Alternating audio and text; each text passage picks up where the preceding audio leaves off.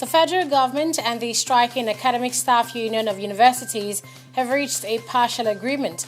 The Minister of Labour and Employment, Chris Ngige, made the announcement at a reconciliation meeting aimed at finding ways of resolving the strike, which commenced on November 5th. He noted that the meeting had identified one area to look for funds for the revalidation of the appropriate government organ would be contacted on the issue.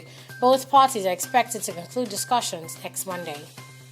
A federal high court sitting in Ado-Ekiti, Ekiti State Capital, has dismissed the suit filed against Kayode Fayemi, governor of Ekiti State, by Segun Oni, his major contender at the All Progressives Congress governorship primary that held in May.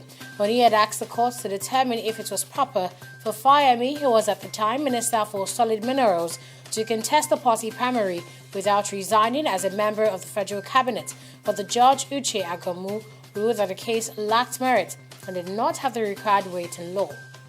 President Muhammadu Buhari has inaugurated a two-tier presidential intervention structure on the elimination of drug and substance abuse. He also called for collective action to help those enslaved by drugs in order to build a new life. The president inaugurated members of the Presidential Intervention Structure of the Ministerial Committee and Presidential Advisory Committee on the Elimination of Drug Abuse at the Council Chamber of the Presidential Villa, Abuja. British Prime Minister Theresa May will meet European leaders and EU officials later for talks aimed at rescuing her Brexit deal. She would hold talks with Dutch Prime Minister Mark Rutte and German Chancellor Angela Merkel after postponing the Commons vote on the deal. The UK Prime Minister has said she needs further assurances about Northern Ireland border plan to get backing from MPs. President of the Democratic Republic of Congo, Joseph Kabila, who is due to step down after 17 years in power, says his top priority is to ensure that elections go smoothly later this month. He also refused to rule out running for office in future, though he originally was due to step down 2 years ago.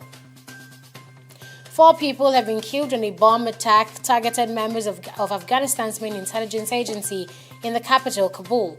6 more were wounded after the attacker detonated an explosive load in the Pagam district in western Kabul, which hit a convoy of Afghan forces with the National Directorate for Security, NDS.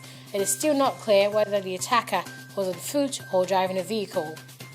5-time Champions League winners FC Barcelona wrap off their Group B campaign, hosting Tottenham Hotspur at the Camp Nou on Tuesday night. The Blaugrana have very little to worry about here, as they've sealed qualifications for the last 16 and are guaranteed top spot in the Group 2. Tottenham are the ones with a lot of worry, as they're tied on the same points and goal difference with Inter Milan, who host already eliminated PSV Eindhoven in the other Group B game. Liverpool have their fate in their own hands when they host Empoli in the final Champions League group stage fixture at Anfield on Tuesday. The Reds will not be able to progress to the last 16 of the competition should they manage a victory by more than 2 goals against Napoli or a 1-0 win, as a scoreline such as 2-1 will not be enough to see them through. La Liga has pledged to persevere with a long-term strategy of taking games outside of Spain after immediate plans to play Barcelona's January match against Girona in Miami were derailed by the champions' decision to back out of the fixture. Last month, La Liga filed a lawsuit in a Spanish court against the federation, which turned down its applications to have the game moved and whose president, Luis Rubiales, has loudly protested the league's plans. And that's the update on the newsroom. Thanks for watching. I am Annetta Felix. Bye for now.